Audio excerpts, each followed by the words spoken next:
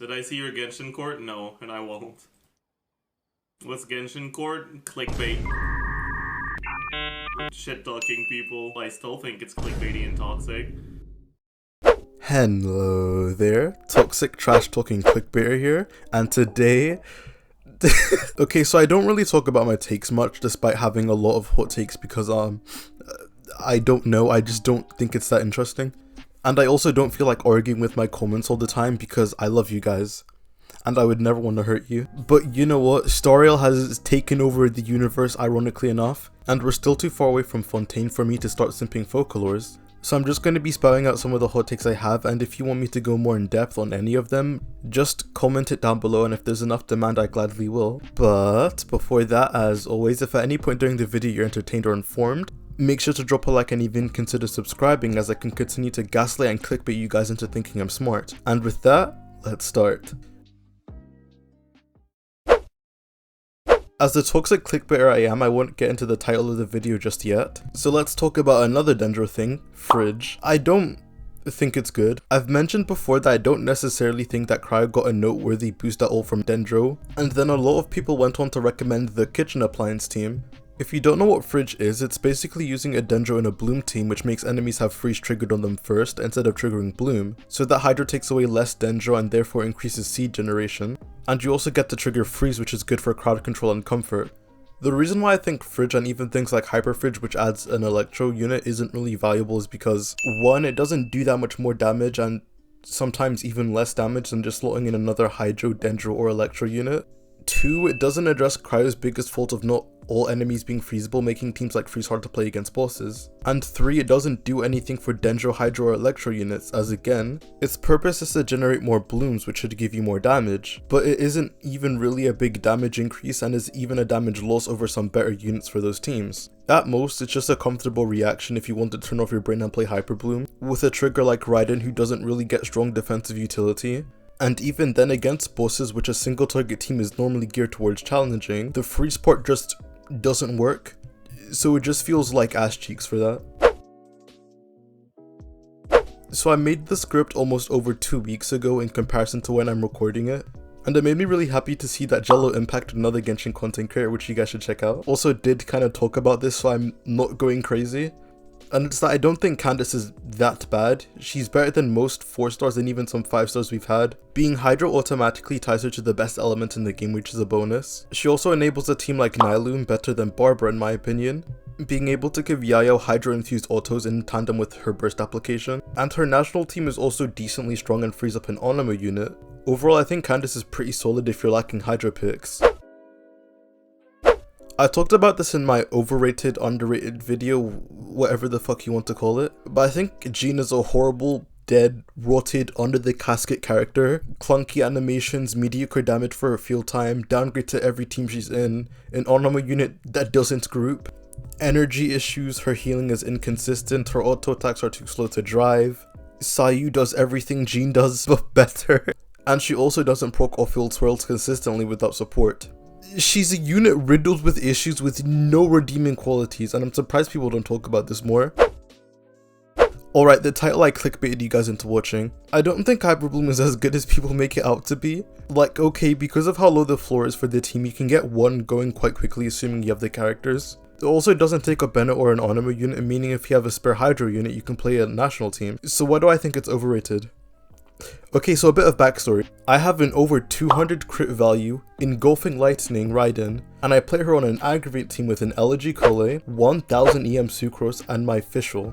And without a Nahida, people are telling me to play Hyperbloom Raiden because she's C0. Hyperbloom has somehow Eren level manipulated people into believing that using crit Raiden is somehow invalid now just because Hyperbloom exists. And I feel like a lot of people don't acknowledge how teams like Burgeon or Hyperbloom aren't that amazing to people who have farmed even like mediumly decently invested characters. Because in Hyperbloom, so much of the damage is on the Electro trigger, which is usually Kuki or Raiden, and there isn't much you can do to them to make Hyperbloom any better, even in terms of artifact investment. They just plateau off. And even with Constellations, if you get Constellations and Oko for Yelan, you then most likely can get a better use for Yelan elsewhere, and Raiden cons just don't care about Hyperbloom at all. And again, I'm not saying that the team is bad, that would be the worst take ever. Just stop telling me to play it. EM Raiden is sacrilege, it's horrible. All of you who play EM Raiden, confess for your sins right now. Alright, because I don't want this video to be over 10 minutes long, let's rapid fire some. Shenhe is currently the best Cry unit, Yai is better than Beidou, Kole is more useful than Dendro MC, Favonius Lance is the best Fav weapon, Baizu has taken the throne from Zhao for being the ugliest, most heinous looking character in the game. Turkey is better than Chicken, oh wait, wrong script, hold on. Surikos is one of the best feeling characters to play, Fischl is still better than Jingcho, Eula isn't that bad, Freeze is the only good cryo reaction currently, Tignari is better than Keqing and is the best standard banner unit, and speaking of Keqing, I still think Keqing is a mediocre unit. Actually, to just go over this briefly, if you want a full video, comment it down below. But when Dendro got added, the only thing that really changed with Keqing is that she can use Thundering Fury better, and her damage increased. Keqing still has a lot of the issues she has before, you can just justify it with the fact that she does more damage, and Thundering Fury also did help some of them. Mainly the fact that she can chase enemies and her quickswap identity is more justified, but Keqing is still quite stiff, her attack range on her charge attacks and normal attacks are dog shit, so her only consistent form of AoE is her burst. Her rotations now are quite complicated as most quickswap teams are, so playing her optimally especially in single target is a lot harder. Her personal damage also still isn't amazing even with aggravate unless you're using like 5-star weapons with high artifact investment. So if you again just don't do swaps properly and miss Fischl's A4 procs or don't know the proper combo to get the right amount of A4 procs, just play an easier team. Also, Keqing is quite squishy and again, really wants to consistently auto attack if she's on field. So if you're mid E and get hit, you lose a lot of steam. Keqing isn't a bad unit by any means, but I don't think she's really that great either. I want to say that I did massively underrate how good Nilah would be with Nahida, which makes me so grateful I never released a Nilah video I had scripted back in 3.1, because that would have aged like shit. But if you look at both Alhaitham and Nilo teams, both of these teams share a lot of the units the others would want like Kilan, Jingcho, Nahida, Yayao, etc. And Nilo teams, especially if you can get your hands on a key skill and do seem to perform better than Alhaitham teams. The only real caveat to this is bosses. There's almost always a boss on one side of the Abyss floor 12 and fair, but honestly the single target ceiling for most non-fucking annoying piece of shit bosses is relatively low.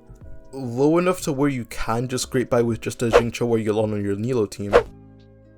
Alright, let's talk about Woodzith. When evaluating the strength of a weapon, there are a lot of factors to take in like consistency, flexibility, uptime, and if it's better than other options. And for a lot of what it's worth, I don't think Woodzith should be held on high of a pedestal as it is. Out of all 13 Catalyst characters, over half of them don't even want to run Woodzith. And for the remaining 5, if we're looking at their optimal teams, which is like Klee and Monopyro, there is a third chance that you just don't receive much from the passive at all. Like whoop-de-doo, I got EM in my Ningguang team, I love crystallized shields. On top of the fact that Woodzith only procs once every other rotation, so you can just go 2 rotations without receiving a weapon passive. Woodzith is a fundamentally flawed weapon that also needs refinements to be even the standard 5-star catalyst most of the time.